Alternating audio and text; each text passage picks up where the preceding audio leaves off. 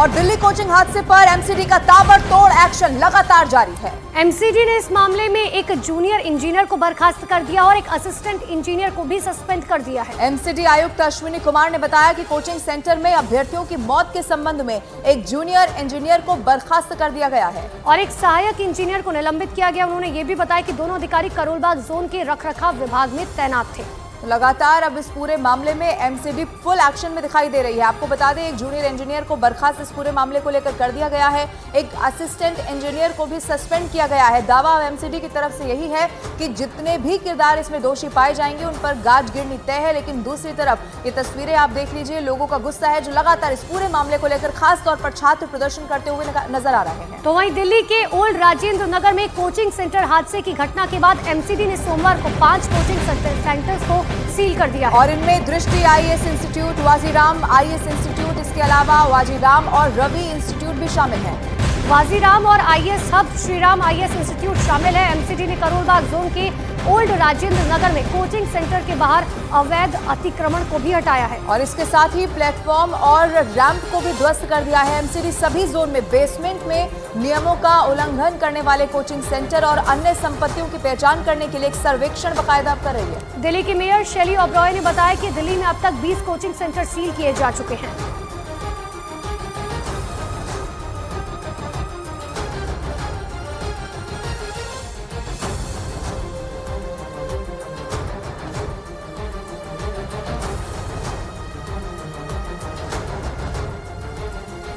Centre की basement में पानी भरने से 3 बच्चों की मौत हो गई। जैसे ही इस घटना का पता लगा, मैं मौके पर पहुंची और जायजा लिया।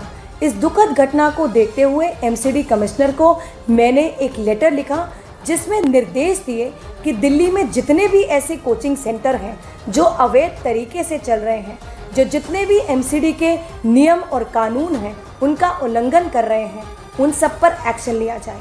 दूसरा, जो परसों घटना हुई उसके जितने भी जिम्मेदार ऑफिसर्स हैं उन पर भी कार्रवाई की जाए।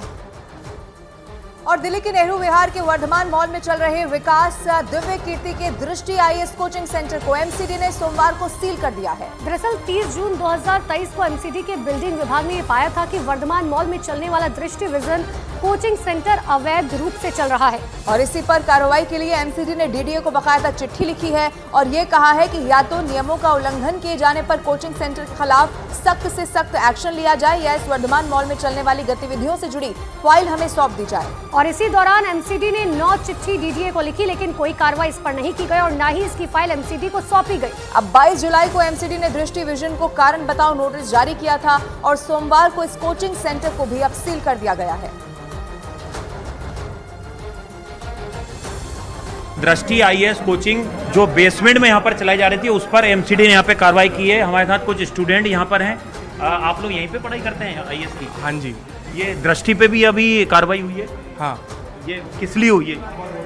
एक्चुअली बेसमेंट में चला रहे हैं और आपको पता है करोलबाग में जो अभी 2-3 लोग मरे हैं राजेंद्र नगर में। बिल्कुल, राजेंद्र नगर में ओआरएन में, तो उसी वजह से यहाँ पे प्रोटेस्ट हो रहा है। आपको लगता नहीं दृष्टि का काफ़ी बड़ा नाम है, बहुत रिनाउंड टीचर वहाँ पे पढ़ते हैं और अगर इस तरह के ये नॉर्म्स फॉलो नहीं कर रहे हैं, इंस्टीट्यूट वाले बच्चों की खिलवाड़ कर रहे हैं जान के साथ? This should be the responsibility of Vikas Divya Kirti sir. उनको आके बात करनी चाहिए और इस बारे में अपना बयान देना चाहिए जो उन्होंने अभी तक नहीं दिया है। तो ज़रूरत है कि वो आगे काम करें।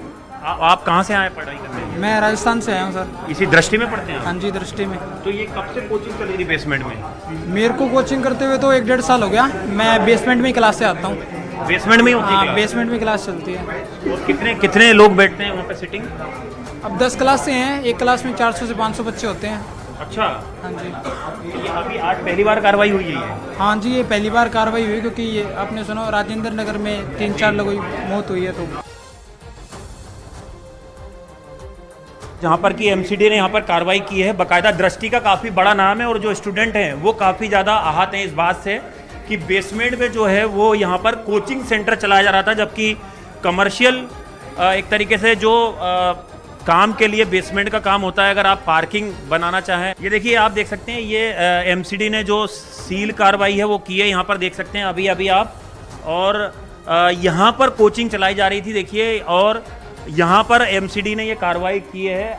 पुलिस का अमला भी यहाँ पर पहुँचा था। तो देर से एमसीडी जरूर जागी है जब 3 बच्चों की दर्दनाक राजेंद्र नगर में मौत हो गई है। और आप देख सकते हैं यहाँ पर भी ये एक इनका प्रीमाइसेस था बेसमेंट में, जहाँ पर कि बच्चों को पढ़ाया जाता था। यहाँ पर आप देख सकते हैं दृष्टि the vision think IAS think दृष्टि क्लासरूम 3 और 4, यहाँ पर बाकायदा ये चीज़ मेंशन भी की गई थी कि किस तरह से यहाँ पर जो बच्चे हैं वो यहाँ पढ़ रहे हैं। अंडरग्राउंड कोचिंग सेंटर, पार्किंग की जगह बनी लाइब्रेरी और गली तक गटर में डूबे सिस्टम ने देश के 3 होनहार छात्रों को डुबोकर मार डाला। अब तक इस पूरे मामले में 7 लोगों की गिरफ्तारी हो चुकी है और इस हत्या वाले हादसे के 3 प्रमुख कारण अभी तक सामने भी आ चुके हैं। देखिए, पहला सिस्टम की लापरवाही, दूसरा मॉनसून से पहले नालियों की साफ सफाई न होना और तीसरा बेसमेंट में बनाई गई लाइब्रेरी से पानी निकलने की व्यवस्था न होना।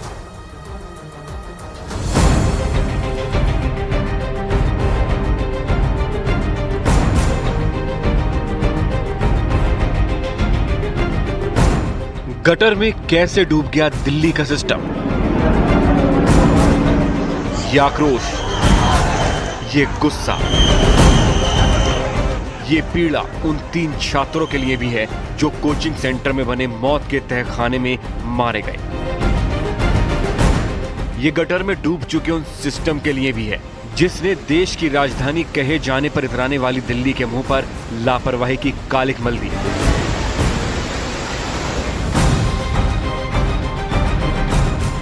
दिल्ली में मौत के कितने तहखाने? तो कौन है जिम्मेदार तान्या, श्रेया और नवीन की मौत का?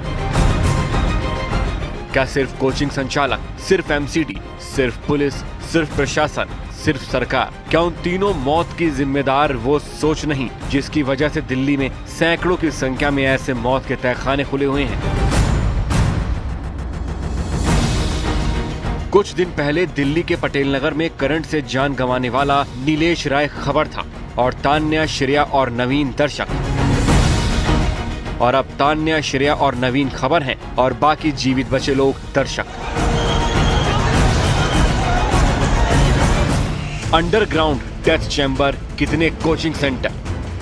इसीलिए सवाल है कि आज तान्या, श्रेया और नवीन के लिए जो प्रदर्शन हो रहे हैं, उनके लिए जो कैंडल मार्च हो रहे हैं, इन 3 छात्रों के लिए जो गुस्सा है,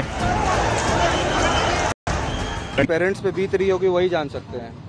बट मेरे को लगता है ऐसा कि मैनेजमेंट पे तो कठोर से कठोर कार्रवाई और राजेंद्र नगर में जितने भी इंस्टीट्यूट चल रहे हैं सब पे जांच होनी चाहिए कि मैंने यहाँ तक भी सुना है कि जो बेसमेंट में जहाँ पे ये हादसा हुआ उनका परमिशन ही नहीं था, उसका परमिशन एक स्टोरेज के था, लेकिन वहाँ पर लाइब्रेरी चल रहा है। क्या एमसीडी, प्रशासन, सिस्टम या सरकार गारंटी दे पाएगी कि दिल्ली में कोचिंग सेंटर के नाम पर अब कोई अंडरग्राउंड डेथ चैम्बर खुला नहीं रहेगा? सोचिए क्या स्थिति रही होगी जब भविष्य के सपने देखने वाली आंखें अपने सामने मौत खड़ी देख रही होंगी। तान्या, श्रेया और नवीन कितने छटपटाए होंगे। उन्होंने बेसमेंट में गटर भरता देखा जी होंगी। वो क्या दिल्ली के सिस्टम को जगा पाएंगी या फिर इन 3 मौतों का शोर दबने के बाद फिर ऐसी ही खामोशी पसरी होगी जो इस वक्त इस कोचिंग सेंटर में पसरी है जहाँ ये हत्या वाला हादसा हुआ। जब ये हादसा हुआ तो वहाँ हदेश चौहान नाम का चश्मदीद भी था जिन्होंने ये वीडियो शेयर कर दावा किया कि हादसे वाले वक्त में वो भी बेसमेंट में फंसे थे। हदेश का दावा है कि सिर्फ 10 मिनट में कोचिंग सेंटर का पूरा बेसमेंट पानी से भर गया। न्यूज़ 18 इंडिया की टीम एक्सक्लूसिव तौर पे पहुंची है राव कोचिंग सेंटर के अंदर जहां ये पूरा का पूरा हादसा हुआ है। हम आपको वो तस्वीरें दिखाने जा रहे हैं। सीढ़ियों से पहले देखिए, सीढ़ियों पे आपको बर्बादी की तस्वीर दिख रही होगी, जिस तरह से ऊपर से पानी यहाँ पहुँचा है। हम इधर लाइट इधर दिखाइए, इधर कैमरे को ले जा रही है। देखिए अभी भी यहाँ पानी है। ये बायोमेट्रिक गेट है, 2 तरफ सीढ़ियाँ थी लेकिन बंद भी थी बायोमेट्रिक गेट की, बायोमेट्रिक लॉक होने की वजह से। ये दरवाज़ा आपको दिख रहा होगा। हम अपने सहयोगी से कहेंगे वो यहाँ इधर दिखाएं तस्वीरें, और लाइट के जरिए अंधेरा है हम आपको दिखा नहीं सकते। और ये पानी अभी भी देखिए, अभी भी पानी लगा हुआ है। न्यूज़ 18 इंडिया आपको तस्वीरें दिखा रहा है। अब ढूंढते रहिए कि जिस बेसमेंट में स्टोर और पार्किंग बनाने की परमिशन थी वहाँ लाइब्रेरी कैसे बन गई। अब पता करते रहिए कि इस लापरवाही के लिए कौन कौन और कितने लोग जिम्मेदार हैं, क्योंकि तान्या, श्रेया और नवीन अब खबर बन चुके हैं और खबर की उम्र नई खबर आने तक ही रहती है।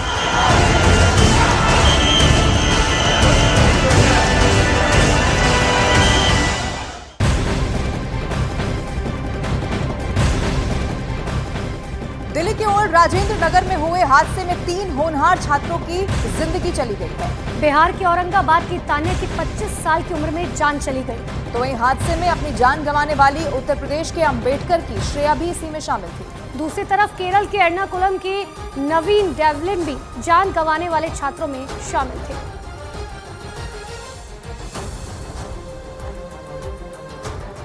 तो 27 जुलाई को दिल्ली के ओल्ड राजेंद्र नगर में एक आईएएस कोचिंग संस्थान में डूबकर जान गंवाने वाले यूपीएससी अभ्यर्थी नवीन डेलविन का पार्थिव शरीर तिरुवनंतपुरम हवाई अड्डे पर पहुंचा।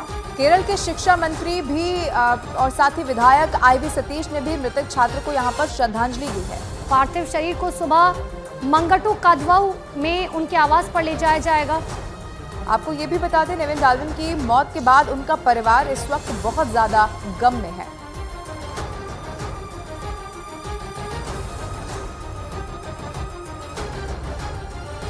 दिल्ली के ओल्ड राजेंद्र नगर में कोचिंग में हुए हादसे में जान गंवाने वाली तान्या सोनी का पार्थिव शरीर बिहार के औरंगाबाद के नबीनगर पहुंचा। सड़क मार्ग से दिल्ली से तान्या के माता पिता पार्थिव शरीर के साथ जैसे ही उनके पैतृक आवास पहुंचे, परिजनों में कोहराम मच गया। उनके चीत्कार से पूरा माहौल गमगीन हो गया। प्रतिभावान बेटी के अंतिम दर्शन को लोगों का हुजूम यहां पर उमड़ पड़ा। आज तान्या का अंतिम संस्कार होना है, लेकिन उससे पहले की तस्वीर आपको दिखा रहे हैं जब पार्थिव शरीर तान्या का उनके घर पहुंचा।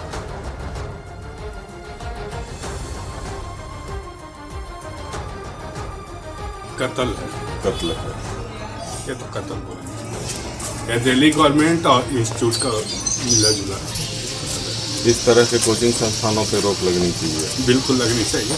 और ऐसा नहीं, ओल्ड राजेंद्र नगर में अप्रोक्स 100+ ऐसे बेसमेंट में लाइब्रेरी चल रहे हैं जो कि बंद होना चाहिए। अभी जो कुछ बेसमेंट बंद किए जा रहे हैं, उनके साथ में जितने भी बेसमेंट हैं उनको बंद करना चाहिए, उन पे सख्त कार्रवाई भी होना चाहिए। ये बच्चों का भविष्य क्या बात है, वो पटना में हो कि दिल्ली में हो कि जयपुर में हो, इस विषय पे हम नहीं, सरकार को एक मापदंड तय करना होगा कि किस तरीके से कोचिंग इंस्टीट्यूट चले, कितने बच्चों को वो लोग एक बार में पढ़ा सकते हैं, उसका कोई लिमिट नहीं है। स्कूल का स्ट्रेंथ या कॉलेज का स्ट्रेंथ आता है 10% और कोचिंग का आता है 1000%। ये चीज़ हम लोगों को समझ में नहीं आ रहा, तो बहुत लैप्सेस है। आस्ते आस्ते अब देखते हैं इस पर क्या होता है। तो नई दिल्ली के ओल्ड नगर में कोचिंग सेंटर के बेसमेंट में पानी भरने से यूपी के अंबेडकर नगर की श्रेया ने भी अपनी जान गंवाई। श्रेया यादव का अंतिम संस्कार सोमवार सुबह टांडा तहसील के महादेवा घाट पर किया गया और इस दौरान सभी लोगों की आंखें नम हो गई। श्रेया के अंतिम संस्कार में यूपी के मंत्री गिरीश यादव मौजूद रहे। उन्होंने परिवार के लोगों को सांत्वना दी है।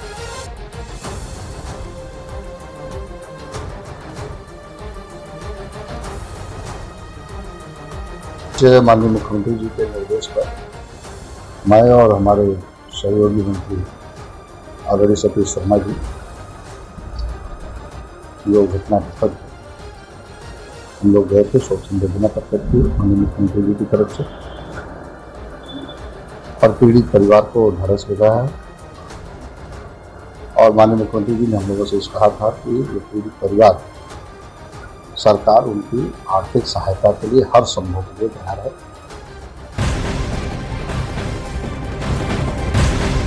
और अब दिल्ली कोचिंग सेंटर हादसे से जुड़ी हुई एक बड़ी खबर आपको बता दें। दिल्ली ही नहीं बल्कि पूरा देश इस हादसे से दहल गया है। जब यह हादसा हुआ था उस वक्त वहां पर हृदय देश चौहान नाम के छात्र भी मौजूद थे और हृदय देश ने उस दर्दनाक शाम की कहानी को बयां किया है।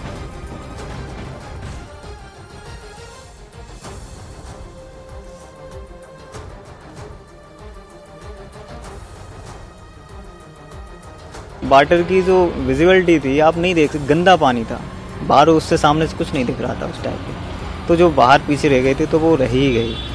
हम लोगों ने कोशिश, एक्चुअली में 5 से 7 बच्चे फंसे हुए थे उस टाइम पे, तो 2 लोग तो उसी टाइम से पानी के फ्लो से ऊपर आ गए थे, है ना। अब 5 बच्चे बचे थे, तो उनमें फिर 2 लोगों को हम लोगों ने, वो पाइप से खींच लिए थे। बाद में जब ओवरफ्लो हो चुका था उसके बाद भी वहाँ पर जो बच्चे लास्ट में निकल के आए थे उन्होंने बताया कि यार उसमें कुछ लोग हैं अभी पैर पकड़ रहे हैं, और वो उन्होंने पैर पकड़ नहीं पाया, निकल नहीं पाए। तो कोचिंग सेंटर हादसे का मुद्दा सोमवार को संसद में भी गूंजा। भारतीय जनता पार्टी के सुधांशु त्रिवेदी ने मामला उठाते हुए दिल्ली सरकार पर सवाल कर दिए। तो आम आदमी पार्टी के सांसद संजय सिंह ने इसका जवाब दिया। आपने हमारी हालत वो कर दी, हाथ बांध दिया, पैर बांध दिया, स्विमिंग पूल में फेंक दिया और आप कह रहे हैं तैराकी करके नंबर बनाओ, नंबर बनाओ, नंबर बनाओ, वरना डंडे से मारेंगे, तुम्हारी आलोचना करेंगे। आज मेरे घाव में पीड़ा हुई सर, इसी सदन के अंदर हमारे मुख्यमंत्री की बीमारी का मजाक उड़ाया गया और जब मैंने कहा कि ताली क्यों बजा रहे हो तो कह रहे जेल में गए इसलिए ताली बजा रहे हैं। आप सेलिब्रेट कीजिए। घटना हुई है वो बहुत हृदय विदारक है और पीड़ादायक है कि एक सैलाब आया जो 3 बच्चों को के जीवन को बहा के ले गया, उनके परिवार की आशाओं और आकांक्षाओं को बढ़ा के ले गया। मगर अफसोस की बात है कि जिनके ऊपर इसकी जिम्मेदारी होनी चाहिए थी उनकी आंखों में एक आंसू तो छोड़िए, उनके माथे पर शिकन भी नजर नहीं आई। बजाय इसके कि वो नाना प्रकार से चीजों में इस चीज में अपना बचाव और मैं कहूं कि कुछ हद तक निर्लज्जता के साथ। और भारतीय जनता पार्टी की ओर से आम आदमी पार्टी की सरकार पर बड़ा आरोप लगाया गया है। बीजेपी के अमित मालवीय ने एक्स पोस्ट करते हुए आरोप लगाया कि डिसल्टिंग और नाले की सफाई की जिम्मेदारी निभाने वाली सभी एजेंसियां, जल बोर्ड से लेकर पीडब्ल्यूडी और एमसीडी और फ्लड कंट्रोल सब आम आदमी पार्टी सरकार के अंदर आता है। आगे उन्होंने लिखा, इसीलिए सीएम, मंत्री और दिल्ली के मेयर हादसे के लिए सीधे तौर पर जिम्मेदार हैं। बीजेपी के अमित मालवीय ने एलजी का एक लेटर ट्वीट करते हुए दावा किया कि दिल्ली के एलजी ने 1 अप्रैल को एक मीटिंग भी बुलाई थी, लेकिन उस बैठक में दिल्ली के किसी मंत्री ने आने की जहमत ही नहीं उठाई।